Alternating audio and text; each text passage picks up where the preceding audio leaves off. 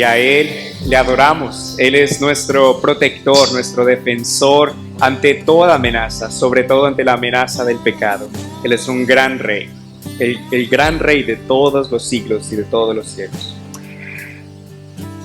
Continuamos en nuestra predicación del libro de Esther, esta emocionante novela que sabemos que ocurrió alrededor del año 400 a.C. en el Imperio Persa.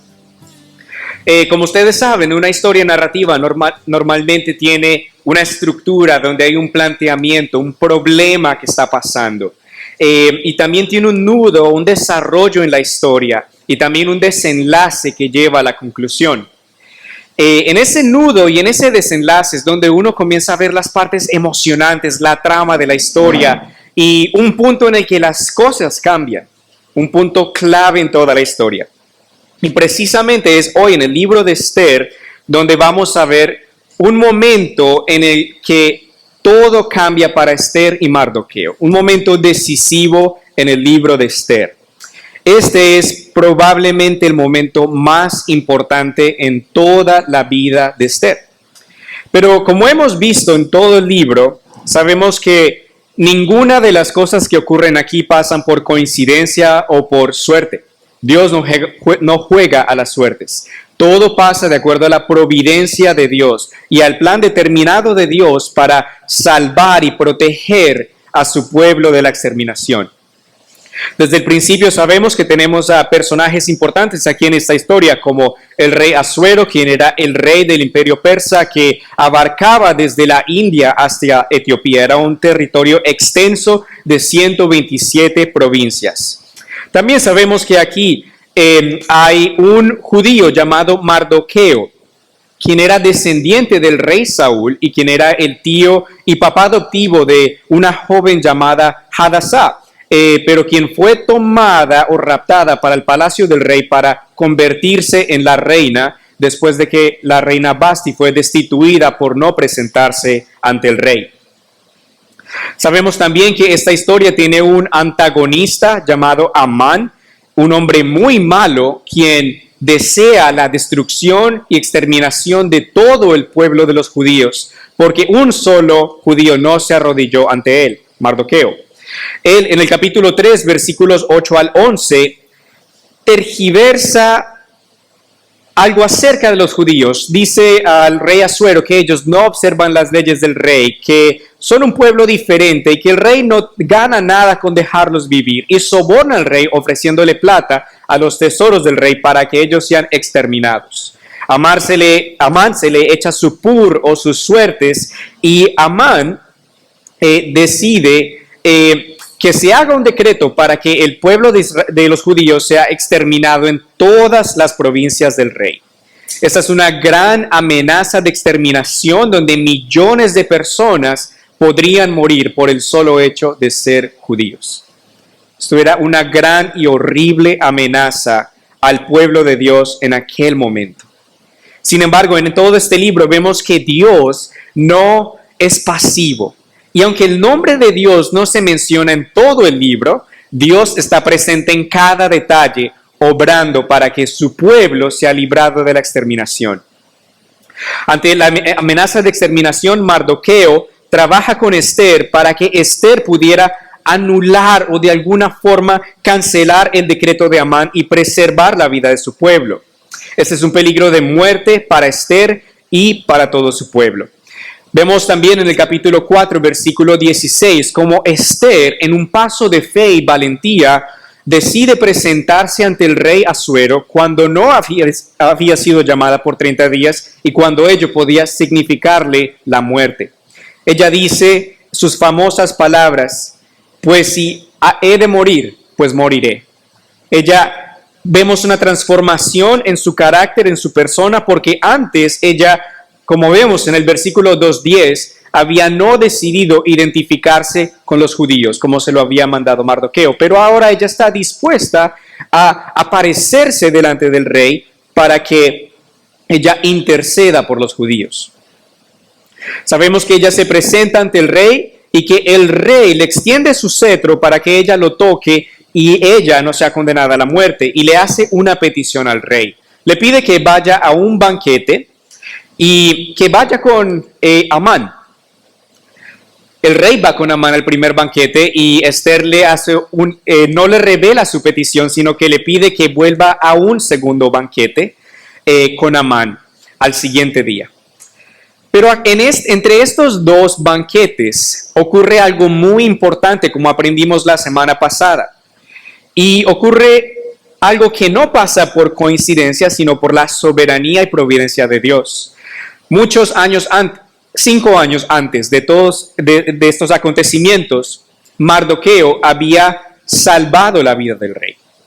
Él había sido testigo, había escuchado que los eunucos del rey estaban tratando de atentar contra la vida del rey. Y se lo reveló a la reina Esther para que Esther se lo informara al rey y se salvara la vida de Asuero.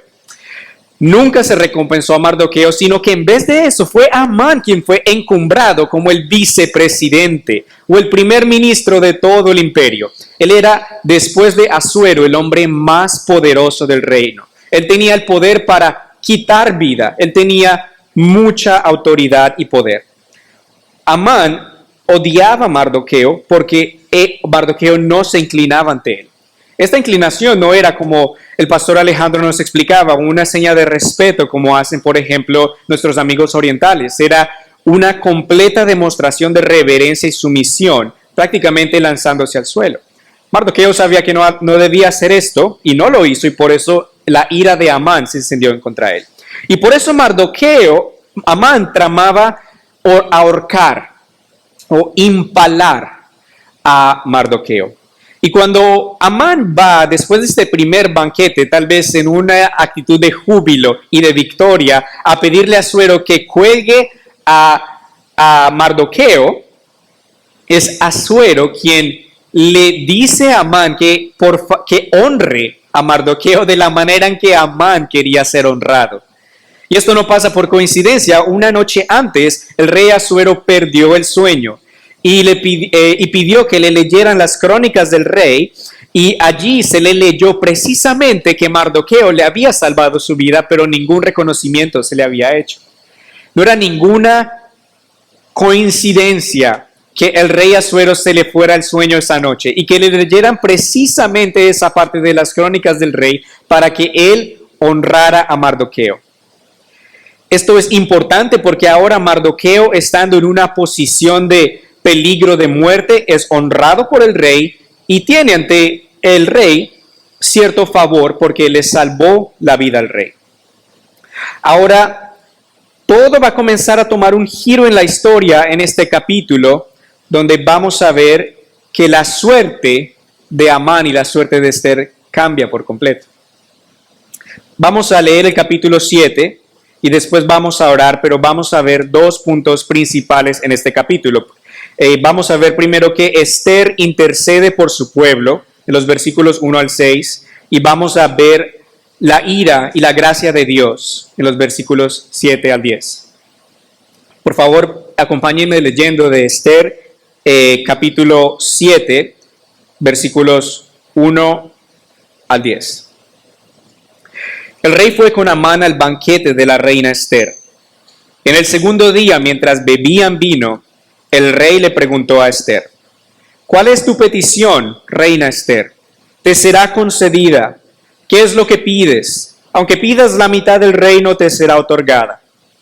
La reina Esther respondió: si en verdad soy del agrado de su majestad, y si a su majestad le parece bien, mi petición es que se me conceda la vida de mi pueblo y mi propia vida, porque a mi pueblo y a mí se nos ha vendido. Se nos quiere destruir, matar y exterminar. Si se nos hubiera vendido para ser esclavos y esclavas, me callaría. Pero nuestra muerte será para su majestad un daño irreparable. Como respuesta, el rey Asuero le preguntó a la reina Esther: ¿quién es y dónde está el que ha abrigado en su corazón hacer tal cosa? Esther dijo: el enemigo y adversario es ese malvado Amán. Entonces Amán se trastornó ante el rey y la reina. Lleno de ira, el rey se levantó del banquete y se fue al huerto del palacio, mientras que Amán se quedó para suplicarle a la reina Esther que le perdonara la vida, pues se dio cuenta del peligro que corría por el enojo del rey. Cuando el rey volvió del huerto del palacio al aposento del banquete y vio que Amán estaba recostado sobre el lecho donde estaba Esther, le dijo: ¿acaso quieres también violar a la reina en mi propia casa? Al proferir el rey estas palabras, le cubrieron el rostro a Amán. Entonces Harbona, que era uno de los eunucos del rey, dijo: en la casa de Amán hay una horca de más de 20 metros de altura. La mandó a hacer Amán para colgar a Mardoqueo, que fue quien habló en favor del rey. Y el rey ordenó: cuelguen de ella a Amán. Y así Amán fue colgado en la horca que había mandado preparar para Mardoqueo. Con esto la ira del rey se calmó. Oremos. Amado Padre y Señor, te alabamos por tu palabra, Señor, que nos muestra tu obra salvífica, tu obra salvadora para nosotros. Señor, te alabamos porque así como Esther intercedió por su pueblo, tú enviaste a Jesucristo, nuestro Señor, a interceder por nosotros. Lo enviaste siendo Dios, convirtiéndose en forma de hombre para vivir una vida perfecta sin pecado y morir en una cruz por nosotros e interceder ante tu trono, Señor, y aplacar tu justa ira en contra de nuestros pecados con su sangre preciosa que Él derramó por nosotros en la cruz. Te alabamos, Señor, porque en Jesús tenemos un mejor intercesor, un mejor rey, un mejor Esther. Ahora, Señor, te suplicamos que nos ayudes a entender tu palabra, que me ayudes a mí a hablar con claridad y que tú seas glorificado, Señor, por tu palabra. Bendice tu palabra y ayúdanos a aprender de ella. En el nombre poderoso y glorioso de nuestro Señor Jesucristo. Amén. Amén. Bueno, vemos aquí que como de costumbre había mucho vino en esta reunión. En el capítulo 1 veíamos que Asuero ofrecía muchos banquetes y barra libre y que la gente bebía desordenadamente. Y que Amán y Asuero asisten a este segundo banquete de la reina, probablemente con mucha expectativa de cuál es la petición que Esther me va a pedir. De pronto me va a pedir un crucero, me va a pedir viajes, me va a pedir joyas, me va a pedir sirvientes. ¿Qué no me va a pedir esta mujer? Pero yo creo que podríamos asumir y pensar que Esther no está borracha, que Esther no está pensando en beber, sino que ella está atenta, esperando el momento más oportuno para hacer esta petición tan importante. Ella está atenta y paciente esperando este momento más decisivo de toda su vida. Esther está ante dos hombres nada respetables, ante dos hombres ebrios con mucho poder y muy inestables emocionalmente y mentalmente. Asuero le pregunta a Esther: ¿cuál es tu petición, reina Esther? Te será concedida. ¿Qué es lo que pides? Aunque pidas la mitad del reino, te será otorgada. Tal vez uno podría leer eso y decir: wow, qué generoso este hombre. Este hombre se preocupa por la necesidad de su esposa. Hasta la mitad del reino le daría. Pero no era así. Asuero estaba ostentando, tratando de decir: yo te puedo dar tanto. Yo tengo mucho poder, soy muy glorioso. No era porque él en realidad tuviera un interés en Esther, no es porque él en realidad amara a Esther. Estas son las mismas palabras también que el rey Herodes usa para Salomé, la hija de Herodías, cuando ella le pide que le lleve a la cabeza de Juan el Bautista en un plato. Que le dice: ¿qué es lo que pides? Aunque sea la mitad del reino, te concederé. Entonces vemos aquí el tipo de persona que es Asuero. Pero aunque Asuero no es una persona de ninguna manera respetable, vemos en Esther una actitud de mucho respeto y honor hacia su esposo. Ella se refiere a él hablándole como su majestad. Dice: si en verdad soy del agrado de su majestad, y si a su majestad le parece bien. Ella le habla con mucho respeto y honor a un hombre que no es muy respetable. Esther se ganó el derecho de ser escuchada por Asuero, respetándole y sometiéndose a él. Algo que es distinto a lo que pasó con Basti. Basti no respetó a Asuero, no se presentó ante el rey y por eso fue destituida. Esther muy pacientemente se ganó el respeto de ser escuchada. Y creo que es una lección importante para todos nosotros. De alguna forma u otra, todos nosotros estamos bajo la autoridad de alguien y también debemos dar respeto a los demás. Creo que es mucho más fácil que nos escuchen cuando respetamos a aquellos que Dios ha puesto sobre nosotros en autoridad. Puede ser que debamos someternos a la autoridad de un esposo que no sea difícil de sobrellevar, pero el Señor nos llama a someternos a esa autoridad amorosamente. También nosotros como esposos debemos amar a nuestras esposas, respetarlas y ser dignos de ser respetados por ellas. Es importante esto. Y vemos aquí entonces que Esther le hace esta petición a Asuero, que como hemos dicho, muy probablemente era algo completamente inesperado por Esther. Asuero podía estar pensando, ella va a querer joyas, dinero, sirvientes, vacaciones, pero no, ella lo que le pide a Asuero es, pido que se me conceda la vida de mi pueblo y mi propia vida. Pido que no me maten, por favor. Pido que me perdonen la vida. Algo muy inesperado y algo que probablemente el rey entendió como que era una ofensa en contra de él mismo. Si atentaban contra la reina, estaban atentando en contra del rey. Estaban tratando de infringir en su gloria, estaban tratando de meterse con la reputación del rey. Esther pide que le perdonen su vida y la vida de su pueblo, porque ella dice, porque a mi pueblo y a mí se nos ha vendido, se nos quiere destruir, matar y exterminar. Si se nos hubiera vendido para ser esclavos y esclavas, me callaría, pero nuestra muerte será para su majestad un daño irreparable. Esther cita las mismas palabras del decreto de Amán en Esther capítulo 3, 8 al 11. Permítame leerlo. Dice, esas son las palabras de Amán el rey Asuero. Hay en tu reino un pueblo que se ha esparcido y distribuido entre todos tus pueblos y provincias. Sus leyes son diferentes a las de todo el pueblo y no acatan las leyes del rey. En nada se beneficia al rey con dejarlos vivir. Si al rey le parece bien, emita un decreto que autorice su destrucción. De mi parte, yo pesaré 300,000 kilos de plata a los que manejan el tesoro para que los ingresen a los tesoros del rey. El rey se quitó su anillo y se le dio a Amán, hijo de Amedata, el agageo, que era enemigo de los judíos, y le dijo, puedes quedarte con la plata que me ofreces y con ese pueblo puedes hacer lo que mejor te parezca. Más adelante en las cartas se escribieron en el versículo 13 que las cartas enviadas por medio de correos a todas las provincias del rey ordenaban destruir, matar y exterminar a todos los judíos, jóvenes y ancianos, niños y mujeres, y de apoderarse de sus bienes. Todo esto debería hacerse en el día 13 del mes duodécimo, que es el mes de Adar. Qué triste. Esther estaba diciendo, se nos ha vendido, se ha sobornado al rey, se le ha ofrecido esta plata al rey para que a mi pueblo y a mí, para que mi pueblo sea destruido, asesinado y exterminado. Esther está intercediendo ahora por su pueblo y se está identificando con su pueblo. En el versículo 2:10 vimos que Mardoqueo le mandó a ella no revelar que era judía, pero ahora ella, Esther, se está identificando con aquellos que van a ser destruidos y asesinados.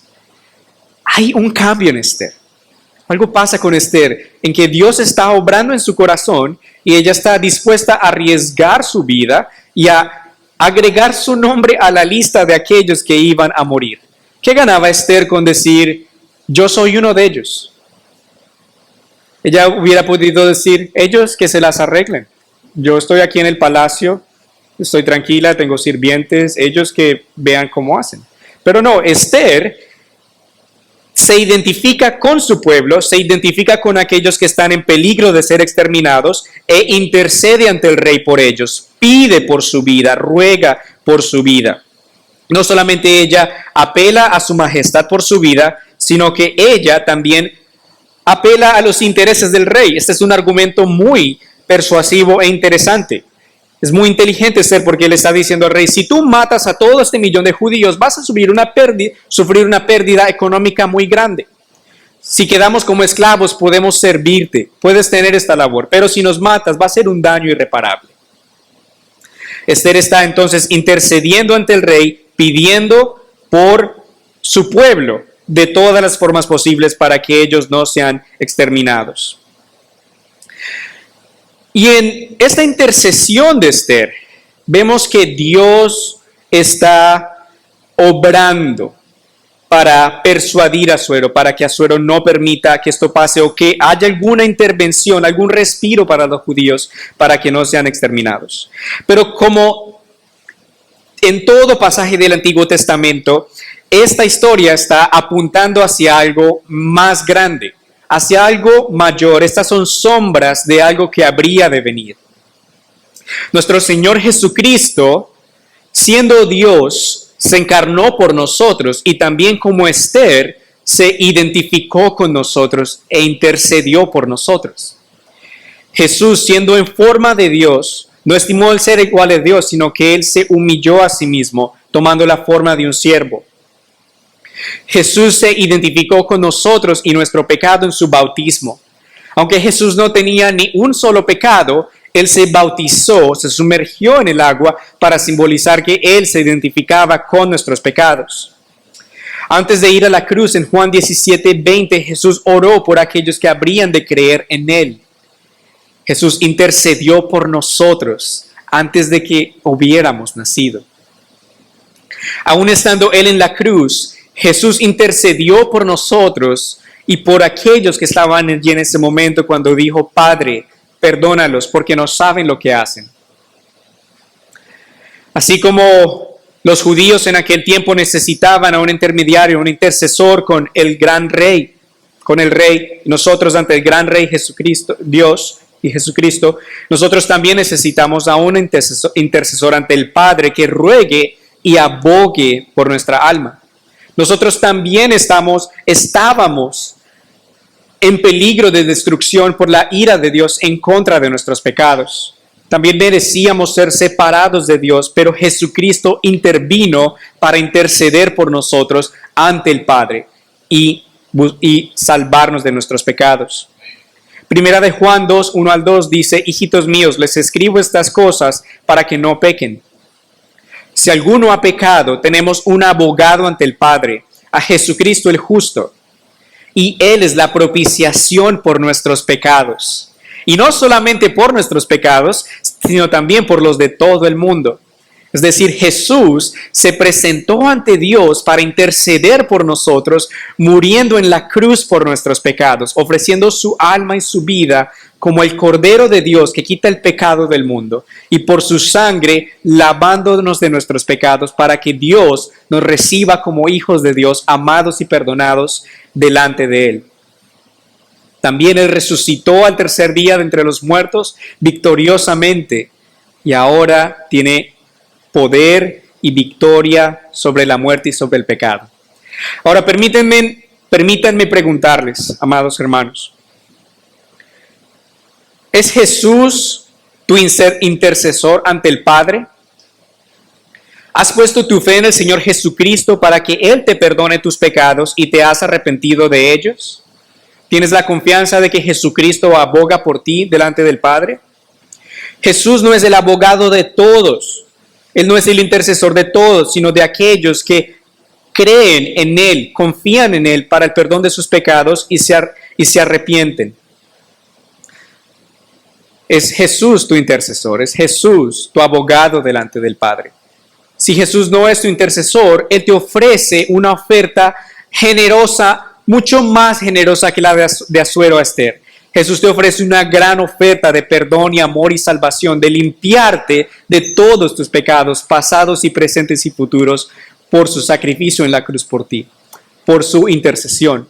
Lo único que debes hacer es reconocer tu necesidad de Él, arrepentirte de tus pecados, suplicarle por perdón, y Él, en su gracia y amor, si tú pones tu fe en Él, crees en Él como tu único y suficiente Salvador y te arrepientes de tus pecados, te perdonará y tendrás el gozo de ser un hijo de Dios. Quisiera también preguntarnos a todos, ¿nos estamos identificando con el pueblo de Dios? ¿Saben nuestros compañeros de trabajo, familiares y amigos que somos parte del pueblo de Dios? ¿O de alguna forma estamos viviendo una vida cristiana secreta? La vida cristiana debemos vivirla dando a conocer por nuestra fe y nuestras obras que somos hijos de Dios, porque hemos sido llamados a ser luz y sal en el mundo donde el Señor nos ha puesto. No debemos vivir una vida cristiana secreta o separada de la iglesia. Hemos sido llamados a vivir en comunidad como hijos de Dios. Otra pregunta, hermanos. ¿Estamos compartiendo el evangelio? Tal vez es esta una de las maneras más claras de identificarnos con el pueblo de Dios. Si compartimos el mensaje de Dios. Esta es la palabra de Dios, es el mensaje de Dios. Y cuando nos lo compartimos, lo anunciamos, nos identificamos con lo que Dios ha hecho por nosotros. Si no estamos compartiendo el evangelio del Señor Jesucristo, debemos arrepentirnos de este pecado e identificarnos con nuestro Señor y compartir su palabra con todo el mundo. También como a Esther, Dios nos ha puesto a todos nosotros en posiciones de influencia. De alguna forma u otra, nosotros tenemos autoridad sobre nuestros hijos o sobre personas a nuestro cargo. Puede que seas un maestro o una maestra y tienes estudiantes a tu cargo. O puede que en tu ámbito profesional tú tengas a personas a quienes tú supervisas. Estás usando la influencia que Dios te ha dado para poder apuntar a esas personas hacia Cristo y poder ayudarles a conocer al Señor. Estás usando tu influencia sobre ellos para el bien de ellos, para servirles, amarles, cuidar de sus necesidades, como Esther lo hizo aquí por los judíos. Regresando al texto, vemos en el versículo 5 que cuando Asuero escuchó esto, le preguntó a la reina: ¿quién es y dónde está el que ha abrigado en su corazón hacer tal cosa? ¿Se estaba haciendo el loco? ¿O se olvidó del decreto que él firmó con el anillo que le dio a Amán? Asuero estaba siendo responsable de la muerte de alrededor, si no más, de 17 millones de personas. Asuero se enoja y se llena de ira, y probablemente está lleno de ira, no tanto porque le van a hacer algo a su esposa, sino porque se están metiendo con su propiedad, se están metiendo con su reino, se están metiendo con él. Esto es una ofensa en contra del rey, y me voy a vengar del que haya hecho esto. Y ahora Esther dice algo que debió dejar a Amán privado y congelado, y como si le hubieran echado un balde de agua. Allí le dice: el enemigo y adversario es ese malvado Amán.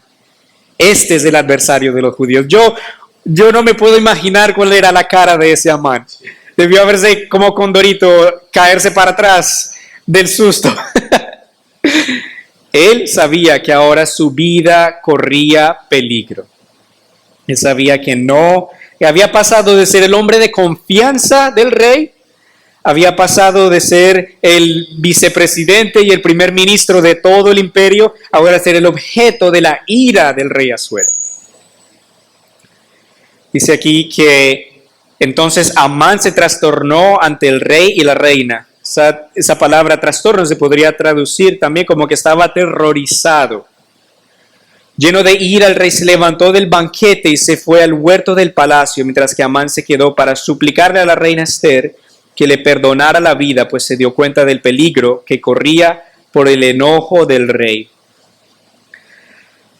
Este es tal vez uno de los, hablando ahora de la ira y la gracia de Dios, es tal vez uno de los reveses más grandes o ironías más grandes de la Biblia, en que Amán, quien quería condenar a millones de judíos porque un judío no se arrodilló delante de él, ahora él se estaba arrodillando ante una judía y suplicando por su vida.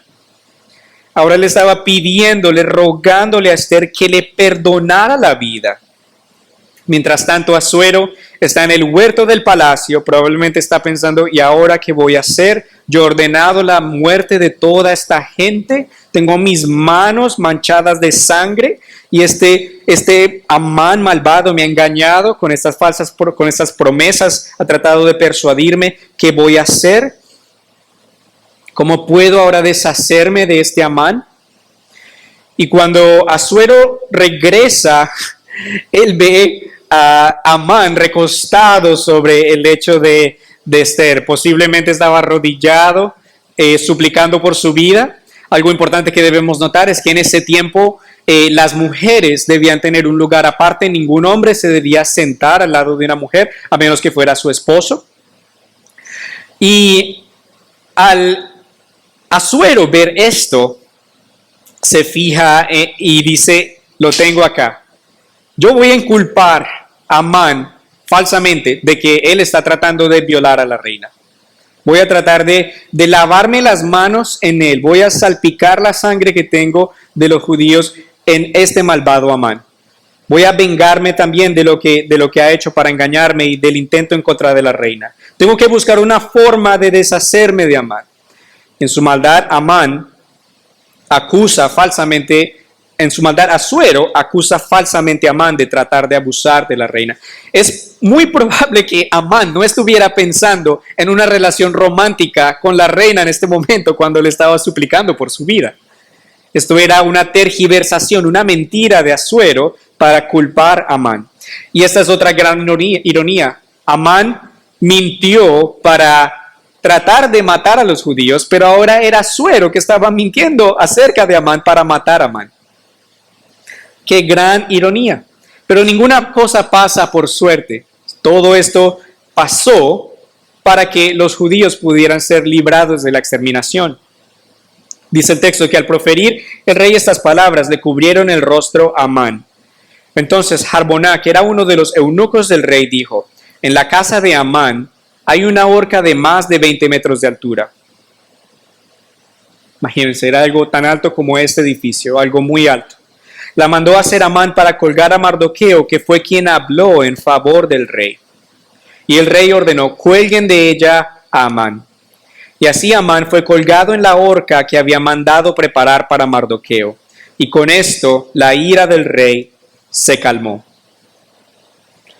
El rey estaba airado, estaban tratando de atentar en contra de su esposa, en contra de él. Y el rey tenía la autoridad para ejecutar justicia. El rey tenía la autoridad para condenar a Amán. Aquí todo lo malo y todo lo perverso que Amán tramó en contra de Mardoqueo le cayó en su propia cabeza. Le ocurrió lo que dice en Proverbios 26-27, el que cava el foso, en él se cae. Al que empuja la piedra lo aplasta. Cada uno de nosotros va a tener que responder por nuestras acciones, por lo bueno que hemos hecho, por lo malo, por cada palabra que hemos dicho y que hemos dejado decir, por lo que hemos hecho bien y por lo que no hemos hecho bien. Y la verdad, hermanos, es que nosotros no somos mejores que Amán. Todos nosotros hemos quedado destituidos de la gloria de Dios y también por nuestros pecados hemos ofendido al rey. También por nuestros pecados hemos merecido la ira de Dios en contra de nuestros pecados. La Biblia habla del amor de Dios. La Biblia nos enseña que Dios es amor. Pero para entender el amor de Dios tenemos que primero entender que hay una ira en contra del pecador, que es justa, que es santa y que es perfecta, que es controlada, que Dios tiene hacia los pecadores y que merecemos. Cuando Adán y Eva tomaron del fruto que no debían tomar, del conocimiento del bien y del mal, ofendieron a Dios. ¿Por qué? Porque les desobedecieron.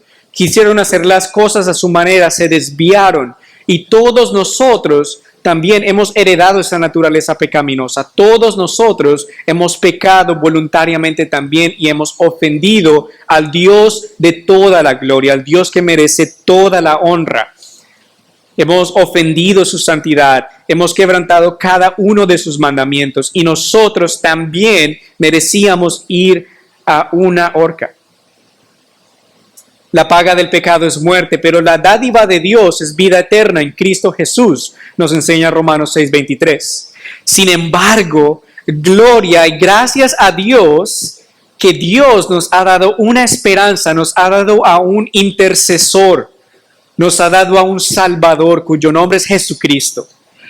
El Señor envió a su Hijo Jesús a redimirnos del pecado, para que no fuéramos nosotros quienes teníamos que absorber la ira de Dios en contra de nuestros pecados, sino para que fuera Él nuestro intercesor y quien murió en nuestro lugar en la cruz para absorber esa ira en contra de nosotros y perdonarnos y librarnos de la ira de Dios. Gálatas 3:13 dice: Cristo nos redimió de la maldición de la ley y por nosotros se hizo maldición, porque está escrito: maldito todo el que es colgado en un madero.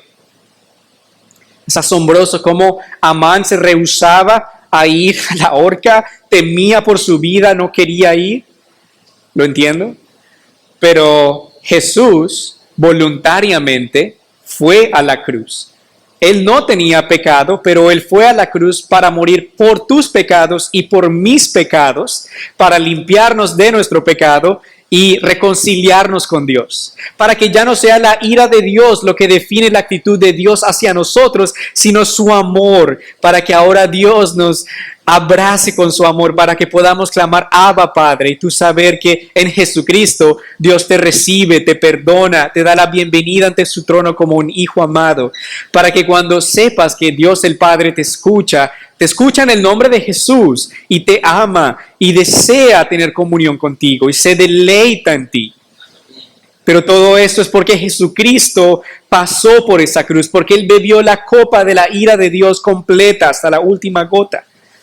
Y lo hizo por amor por ti, porque Dios es bueno, porque su amor fue más grande que su ira.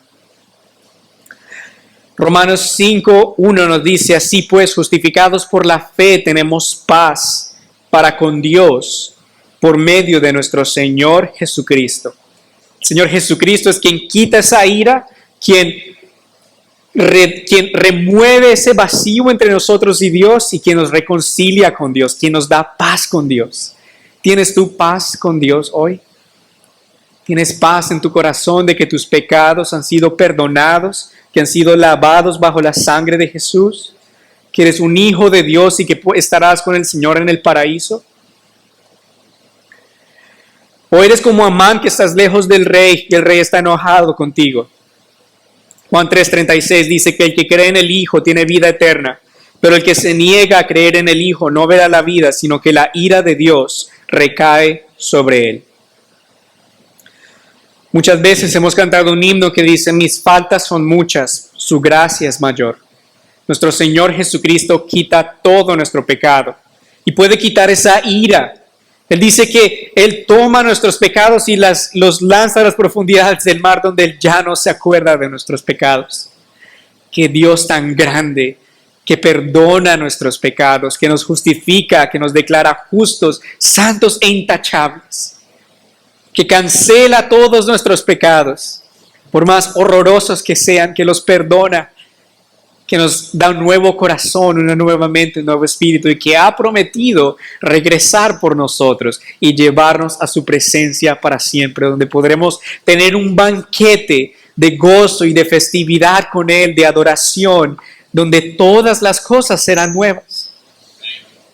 ¿Estarás tú allí, amado hermano, hermana? El Señor no desea que ninguno se pierda, sino que todos se arrepientan, que vengan al conocimiento de Él. Su oferta de salvación y de amor y de gracia todavía está disponible a aquellos que buscan a Jesús, el intercesor. Jesús es un mejor rey que Asuero. Jesús es un mejor rey que Esther fue rey, de lo que Esther fue reina. Jesús intercede por nosotros y es a Él a quien debemos amar y buscar y honrar. Ahora, hermanos, quisiera finalizar con una palabra de ánimo. En todo este libro, en el que no se menciona el nombre de Dios, Dios está obrando en cada detalle. No hubo ningún detalle que se le salió de las manos a Dios. Todo fue hecho al pie de la letra. Así como la muerte y resurrección de nuestro Señor Jesucristo pasó de acuerdo al plan determinado de Dios, así pasó todo esto para que Dios preservara a los judíos de la exterminación, para que el Mesías viniera del linaje de David y para que Él muriera en la cruz, resucitara y hoy nosotros pudiéramos ser salvos. Ahora, amados hermanos, si Dios tiene esto en control, Él tiene también en control cada detalle de nuestras vidas. Nada se le sale de las manos al Dios Todopoderoso. Nuestras enfermedades, nuestras luchas, nuestras depresiones, nuestras dificultades, luchas económicas, todo lo que sea, está en las manos de Dios y todo lo usa el Señor para nuestra santificación y para nuestro bien.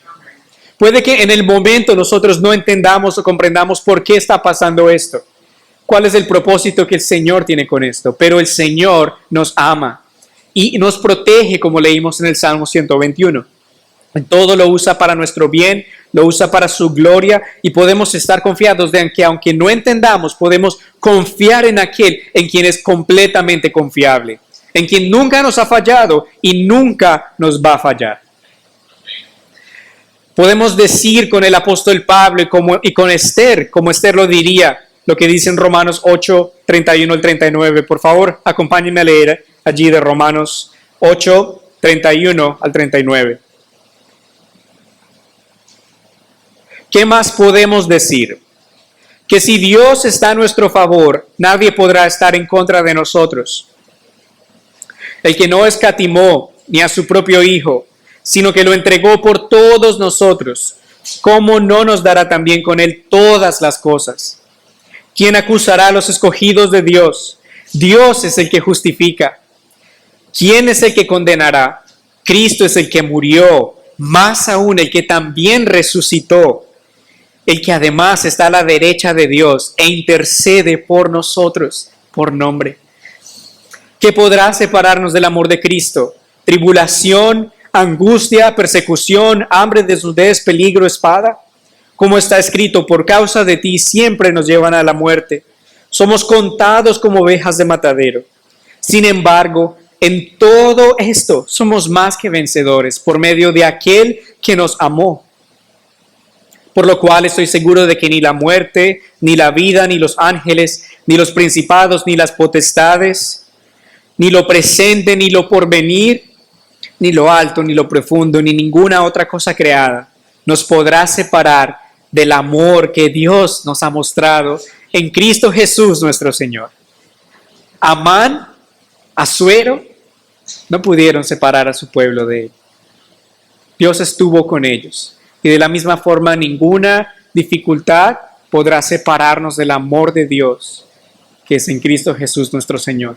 Él nos ama, Él está con nosotros y Él nos ha protegido y nos va a seguir protegiendo. Tengan ánimo, hermanos, de que el Señor siempre está con nosotros, siempre lo va a estar. Él nos ama, Él murió por nosotros, Él resucitó por nosotros y Él va a regresar por nosotros. El Señor es soberano y sabemos que Él está obrando todas las cosas en nuestra vida para nuestro bien y nuestra santificación. Podemos darle gracias por las pruebas también, porque Él está allí presente y porque nos ayudará. Oremos.